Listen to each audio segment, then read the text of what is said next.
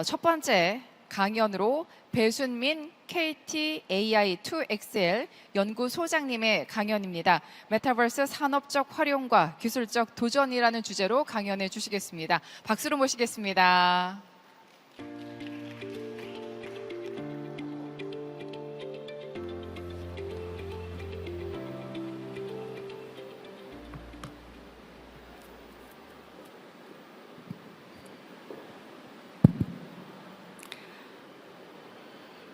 네, 안녕하세요. 저는 KT AI2XL 연구소장 배수민입니다. 제가 부산을 방문했던 게 2016년 드론쇼 할 때였는데 이렇게 6년 만에 또 다시 오게 돼서 참 좋습니다. 오늘 말씀드릴 주제는 메타버스 산업적 활용과 기술적 도전입니다. 네, 메타버스 작년에도 재작년에도 많이 화제가 되고 있었는데요. 로블록스 지금 5,400만 명이 데일리 유저이고요. 그다음에 제페토 가입자 수가 3억 명입니다. 그리고 마이크로소프트가 액티비전을 82조 정도의 인수를 한 것들 다들 알고 계실 것 같습니다. 메타버스의 그런 산업적 그 시장 규모에 대해서는 아주 긍정적인 반응들이 아주 많고요. 우리나라뿐만 아니라 지금 유럽이나 북미에서도 메타버스에 대한 관심은 여전히 뜨겁다고 할 수 있습니다. 그리고 그 활용에 있어서도 B2C, B2B, B2G에 골고루 활용이 가능합니다.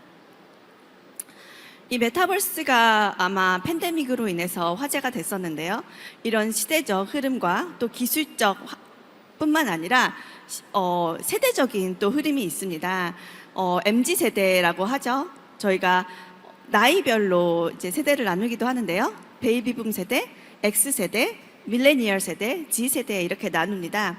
물론 나이가 같다고 해서 같은 세대는 아니라고 할 수 있는데요. 세대를 결정하는 것은 경험했던 것 또는 그 사람이 지금 사고하는 가치관에 더 영향을 받는 것 같습니다. 하지만 단순하게 봤을 때 베이비붐 세대는 자라면서 하나의 모니터를 경험한 세대입니다. 놀이터에서 이제 놀다 보니까 갑자기 집에 TV가 들어오는 거죠. 그리고 X세대 같은 경우는 TV에서 만화를 보던 세대가 어느 날 집에 PC 컴퓨터가 등장하는 그런 세대입니다. 그리고 밀레니얼 세대는 집에 TV와 PC가 있었는데 이제 스마트폰을 사용하게 된 세대가 이제 밀레니얼 세대죠. 그리고 G 세대는 이미 태어났더니 집에 TV, 노트북, 그다음에 스마트폰에 VR 기기까지 가끔 써본 세대입니다. 그래서 G 세대가 태어나서 어렸을 때 경험하게 되는 모니터의 개수가 9개 정도라고 하죠.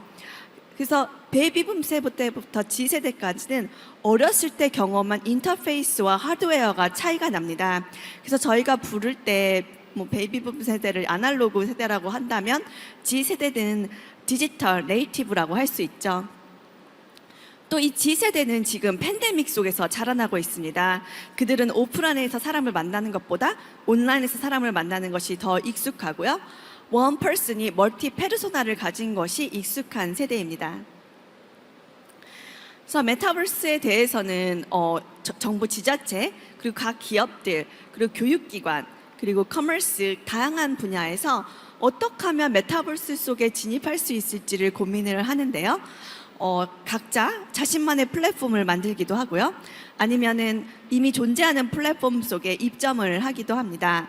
이것은 지금 정부 그리고 각 지자체도 마찬가지고 학교들도 이렇게 추진을 하고 있습니다.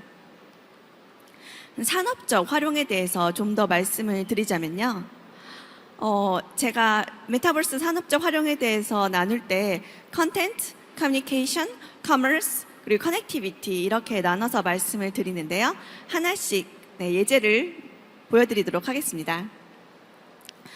네, 컨텐츠에 있어서는 가장 메타버스에서도 많은 매출이 날 것으로 지금 예상이 되고 있습니다. 시장 규모가 거의 반 이상이 컨텐츠에서 나오게 되는데요.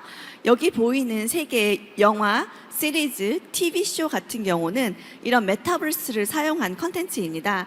The Line 같은 경우는 에미상에서 혁신상을 받았고 VR을 사용하는 컨텐츠입니다.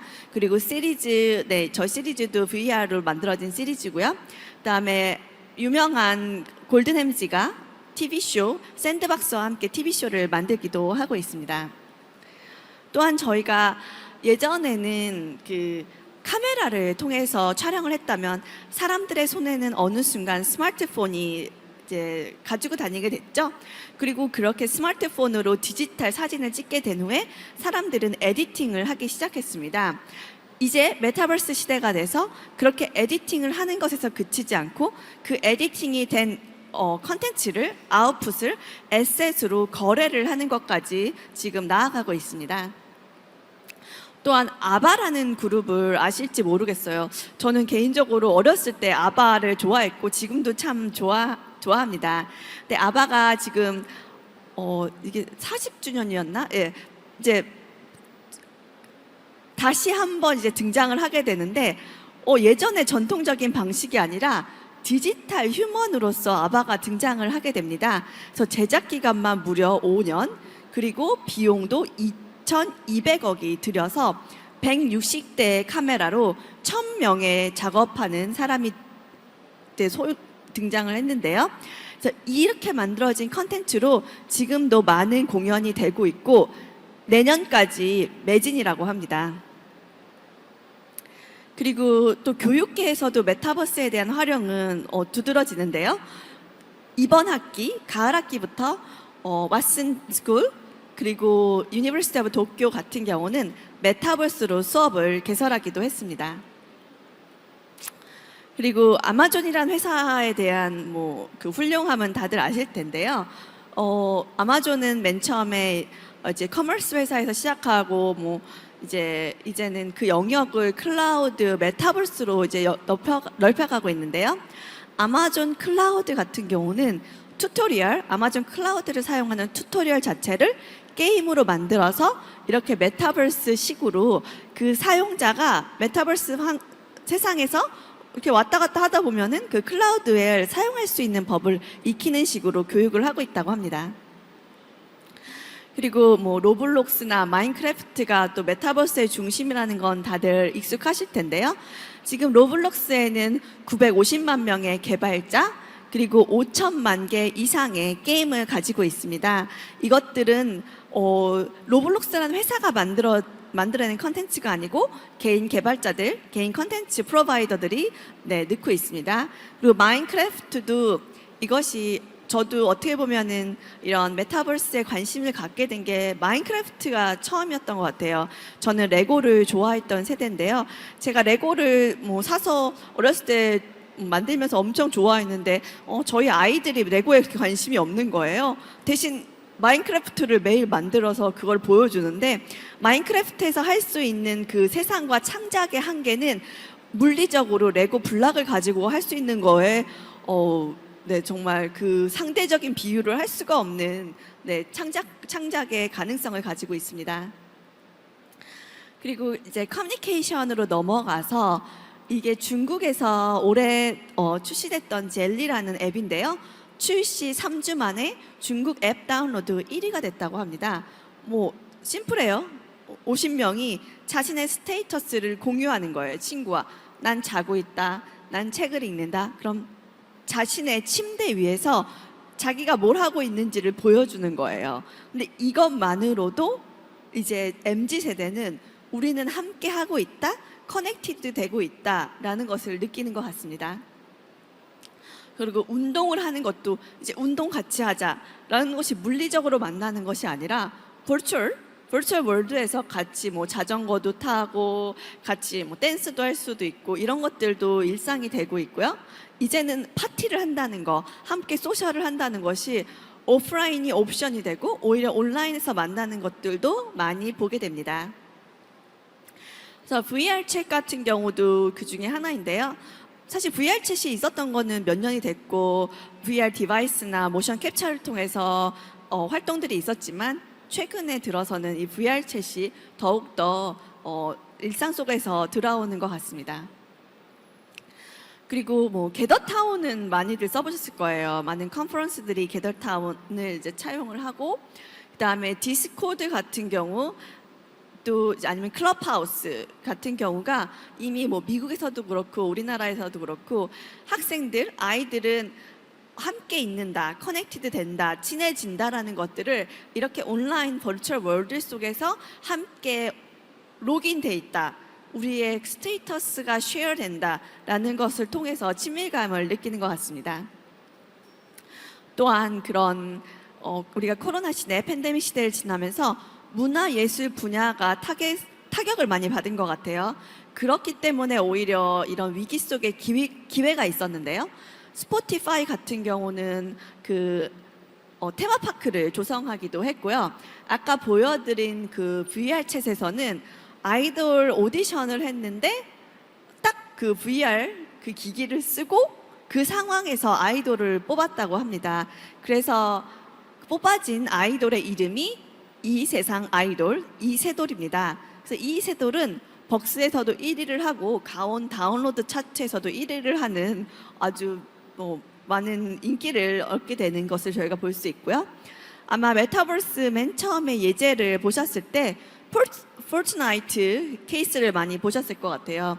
전쟁을 하는 게임 포트나이트에서 갑자기 유명한 가수들을 콘서트를 하게 되고 BTS의 다이너마이트와 같은 곡들이 맨 처음에 릴리즈를 할 때 이런 포트나이트에서 동시 이제 릴리즈하는 것을 저희가 봤습니다. 이렇게 컨텐츠 커뮤니케이션에서도 아주 두각을 나타내고 있지만 리테일 커머스에서 메타버스에 가장 적극적이었던 것 같습니다. 저희가 오프라인 커머스에서 온라인 커머스에 나아가서 이제는 메타버스 버추얼 커머스가 되고 있는 이 시대에 오프라인에서 주도권을 가졌다가 온라인으로 넘어가면서 주도권을 잃게 된 커머스 회사들은 어떻게 하면 메타버스 시대에서는 주도권을 다시 찾을 수 있을지를 고민하면서 많은 혁신 사례들이 나왔던 것 같습니다. 네, 여기 보이시는 몇 가지 사례들이 있는데 뭐 쇼피파이 같은 경우도 VR로 컨텐츠를 제공했을 때 구매 전환율이 250% 상승했다고 합니다. 가구를 사는데 VR 기기를 쓰면은 그 가구를 밑에와 옆을 360도를 볼 수 있는 그런 서비스였죠. 그리고 뭐 메이크업 하는 거에 대해서는 너무 이제는 얼굴을 뷰티파이 하는 앱도 뭐 일상이 됐지만 이런 메이크업에 대해서는 코스메틱에서는 이렇게 AR을 쓰는 것도 보편적이 되었습니다. 그리고 구찌, 나이키와 같은 회사는 특별히 이런 메타버스 시대에 더욱더 큰 기회를 잡은 것 같습니다. 저만 해도 구찌가 좀 아웃데이티드 되나? 예전 브랜드가 되나 했는데 최근에 구찌는 미국에서는 형용사가 될 정도로 화제가 됐다고 합니다. 구찌하다, 구찌스럽다, 구찌, 너 구찌한데? 라는 것이 멋지다, 쿨하다라는 형용사가 될 정도로 구찌의 입지가 올라갔습니다. 이것은 구찌가 메타버스가 저희 일상으로 들어올 때 가장 먼저 그런 버추얼 에셋들을 만들고 많은 플랫폼들에 구찌의 에셋들을 넣었을 때 그런 MZ 세대들이 구찌에 대한 인식이 예전과는 완전 다르게 들어갈 수 있었기 때문에 네, 또 뭐 BTS를 후원한다든지 그래서 구찌가 완전 새로운 기회를 찾은 것 같죠. 그리고 뭐 나이키나 아디다스 같은 경우도 이미 스포츠 브랜드에서는 앞서가고 있었지만 이 메타버스 시대에서도 아예 물리적인 피지컬한 운동화를 디자인하는 디자이너 외에도 이런 버추얼 운동화를 디자인하는 디자이너를 따로 고용할 정도로 아주 진심인 회사입니다. 그리고 또 부동산을 빼놓을 수가 없는데요. 21년도에 버추얼 부동산 플랫폼의 거래 규모는 6천억이 넘었습니다. 그리고 2022년에는 1조가 넘을 거라는 예상이 있는데요. 아마 얼스2나 여러 가지 들어보셨을 텐데 신기하게 얼스2에서 거래되는 부동산 거래액 중에 1위는 우리나라입니다. 우리나라 MZ 세대들은 부동산에 대한 욕구가 지금 버추얼 월드에서 많이 발현이 되고 있고요. 그래서 얼스2, 얼스1도 있었어요. 근데 얼스2는 지금 출시된 지 한 2년 정도 됐는데 그 사이에 땅값이 엄청 많이 올랐습니다. 이게 모든 나라에 대한 땅값이 있는데 우리나라 땅값도 엄청 올랐어요. 뭐 100배, 10,000배 정도는 올라서 그 초기에 투자했던 사람들은 지금 뭐 많은 또 수익을 올리신 것 같습니다. 그리고 그런 커머스 외에도 커머셜 이런 광고 쪽에서도 메타버스는 아주 중요한 채널이 됐습니다. 더 이상 5개 광고를 할 수 없고 사람들이 아이들이 TV 광고를 보지 않았을 때 이런 메타버스 안에서 또 게임 속에서 광고 그런 전광판을 사용하는 것들이 아주 중요한 이제 액티비티가 되었습니다.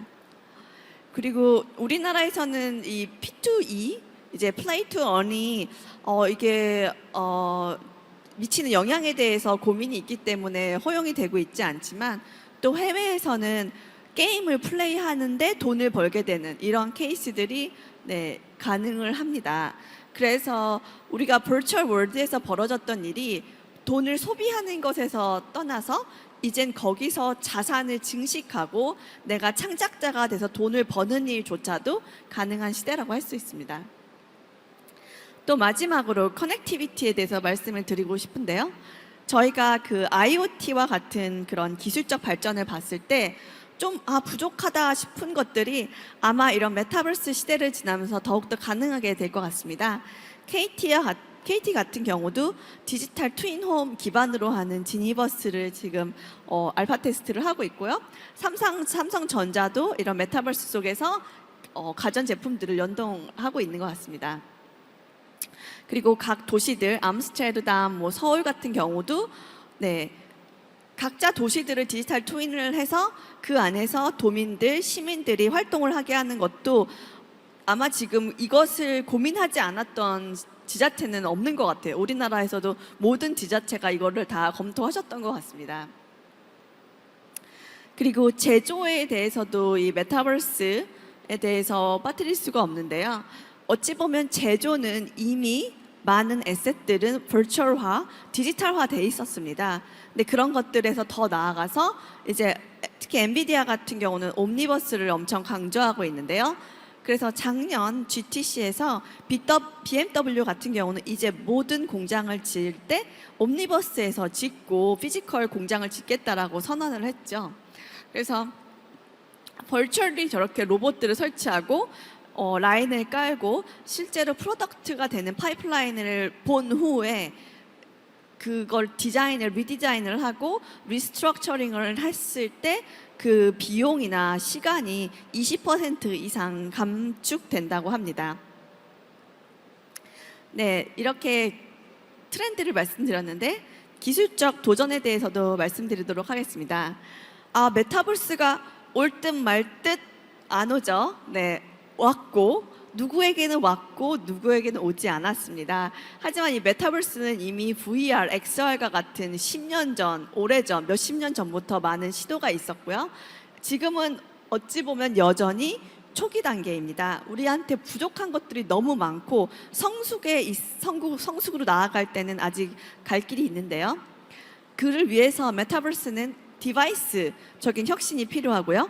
AI, 컴퓨팅적인 혁신도 필요하고 인프라스트럭처도 갖춰져야겠습니다. 그래서 지금 디바이스가 저희가 뭐 VR 디바이스가 나왔다고 하지만 많이 저렴해졌다고 하지만 여전히 일상 속에는 아직은 쓰이지 않고 있고요. 이것을 컨텐츠를 제너레이션을 하는 것에 있어서 또 쉐어되는 것에 있어서도 많은 기술적 혁신이 필요한 상황입니다. 그래서 디바이스에 대해서는 많이들 이제 기다리고 계실 거예요. 어서 애플이 디바이스를 내놔야지 또 우리나라에서도 또 다음 차기작들이 나올 것 같은데요. 이 조만간 나올 거라고 하더라고요. 내년이면 저희가 애플 글라스를 볼 수 있을 거라는 또 소식이 있던데요. 그래서 애플, 메타, 구글이 빨리 저희한테 정말 편리한 AR, VR 글라스를 주기를 기다려봅니다. 또한 AI도 이 메타버스의 키 플레이어입니다. 그래서 메타버스는 디지털 트랜스포메이션과 뗄 수가 없습니다. 우리의 일상들이 디지털 트랜스포메이션이 돼서 디지털 에셋이 될 때 그것은 메타버스 안에서 훨씬 더 활용도가 높아집니다. 근데 이렇게 디지털 트랜스포메이션을 가능하게 하는 게 AI 기술입니다. 저희가 뭐 OCR, 번호판 인식, 얼굴 인식, 음성 인식 이런 인식 기술들을 이미 많이 일상 속에서 사용하고 계실 텐데요. 이런 인식과 합성에 대한 AI 기술들이 활발해질수록 우리의 메타버스는 훨씬 더 풍성해질 수 있습니다. 그래서 디지털 트랜스포메이션을 가능하게 하는 이네이블러가 AI라면 디지털 트랜스포메이션의 결정체가 메타버스라고 할 수 있습니다. 그리고 지금 저희가 1G, 2G, 3G, 4G, 5G 시대를 지금 지나가고 있는데요. 이 각각의 그 통신 제너레이션 간에는 10년 정도의 차이가 있었습니다. 하지만 이 10년마다 점프업이 됐을 때 100배, 몇십 배에서 100배의 통신 밴드위스가 올라갔고요. 저희가 1G 시대를 생각해 보시면 그때는 그 냉장고 폰이라고 엄청 큰 벽돌 같은 핸드폰으로 문자도 보낼 수가 없었습니다. 통화만 할 수 있었고 2G 폰이 됐을 때 저희가 문자를 보낼 수 있었고 그다음에 3G 폰이 됐을 때에서야 우리가 핸드폰으로 사진을 찍을 수 있게 됐었어요. 하지만 그때만 해도 동영상을 핸드폰으로 보리라고는 상상하지 못했는데 4G 시대가 되면서 5G 세대가 되면서 이제는 당연히 동영상은 모바일로 스트리밍이 가능한 것이 일상이 되었습니다. 그만큼 동영상에 대한 트래픽이 많아졌는데요. 예상하기로 앞으로 10년 후에는 메타버스에 대한 트래픽이 모든 인터넷 트래픽의 90% 정도를 차지할 거라는 예상이 있습니다. 이렇게 메타버스가 필요한 트래픽이 많은데요.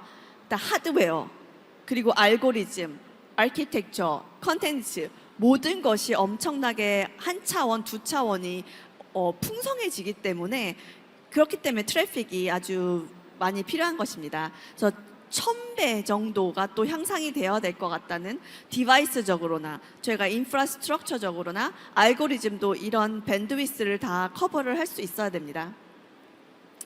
그래서 KT가 이것에 대해서 이런 챌린지를 어떻게 대응하고 있는지 잠시 말씀드리자면 KT는 초거대 AI 믿음을 개발하고 있습니다. 그래서 AI가 멀티태스킹을 할 수 있고 인지과학 또 인문사회학을 접목시킬 수 있고 AI 지능을 외부 지식을 통해서 확장할 수 있는 것이 이 믿음의 특징인데요. 이 믿음은 Mindful Intelligence that dialogues, emphasizes, understands and moves의 약자입니다. 네, 앞으로 믿음을 소개시켜드릴 일이 많을 것 같습니다.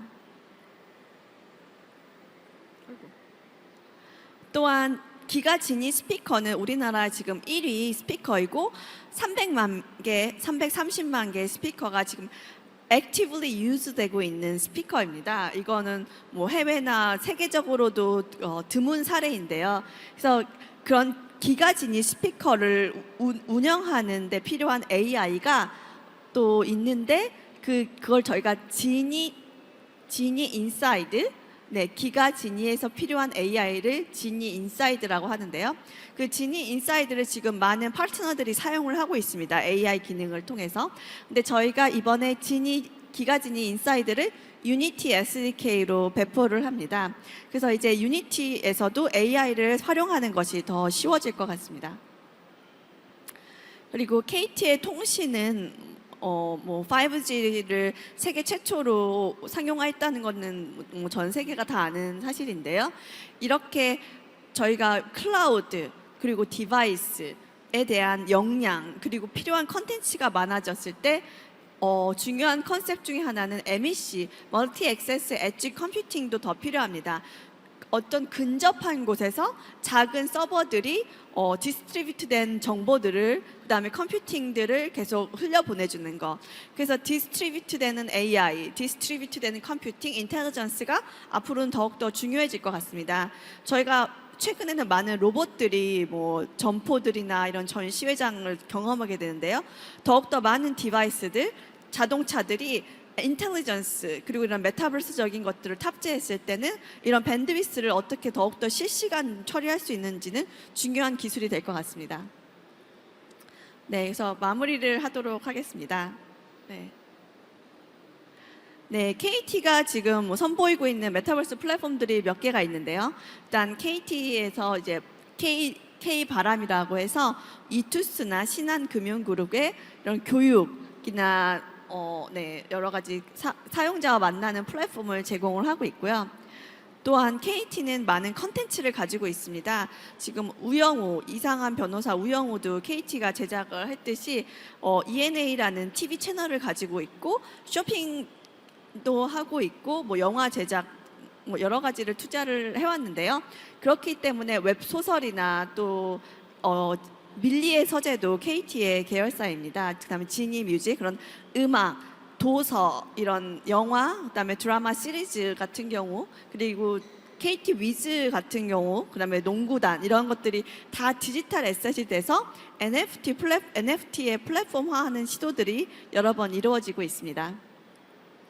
그리고 아까 말씀드린 그런 홈 트윈 기반의 지니버스도 저희 KT 내부에서는 지금 사용을 하고 있는데요. 이 발표장에서는 동영상을 틀 수 없다고 해서 동영상을 가져가 올 수가 없었습니다. 그래서 이렇게 스크린샷으로만 보여드립니다. 그래서 메타버스 플랫폼 아까 여러 가지 뭐 해외 사례들 말씀드렸는데요. 놀랍게도 로블록스가 창업한 건 2004년입니다. 그리고 로블록스가 첫 번째로 앱을 릴리즈한 건 2006년이에요. 자그마치 15년도 지난 일입니다. 근데 우리는 15년이 지나서야 로블록스의 존재를 알 정도로 그렇게 수면 밑에 있었던 것 같아요. 그래서 1억 명의 가입자를 갖는 서비스를 만들기 위해서는 정말 많은 시간이 필요하고 많은 인내가 필요한 것 같습니다. 그래서 오랜 기다림이 필요한 메타버스라서 뭐 제페토도 이제 한 몇 천만 명의 사용자로 몇 년을 지나다가 오히려 팬데믹이 와서 뭐 1억, 2억, 3억 명을 이제 가지게 됐는데요. 흑자 전환 데까지 이제 5년이 걸렸습니다. 그만큼 조금 더 인내심을 가지고 인사이트를 가지고 투자를 해야 되는 것이 이런 메타버스 플랫폼인 것 같습니다. 그래서 KT는 AI 원팀, 클라우드 원팀에 이어서 메타버스 원팀도 가지고 있는데요. 뭐 컨텐츠나 솔루션 플랫폼 회사들과 얼라이언스를 맺어서 메타버스 원팀을 만들고 있고, 뭐 최근에 저희가 메타버스 대학원이 우리나라에서 2개가 만들어졌습니다. 하나는 카이스트에 만들어져 있고 하나는 서강대에 만들어져 있는데 그 카이스트 메타버스 대학원 같은 경우는 KT도 같이 얼라이언스로 참여를 했습니다. 그래서 우리나라의 이런 메타버스의 기술들이 나아가는 데 더 도움이 될 것 같고요. 저는 경기도에 살고 있습니다. 그래서 제가 경기도 디지털 대전환위원회 부위원장을 맡고 있는데요.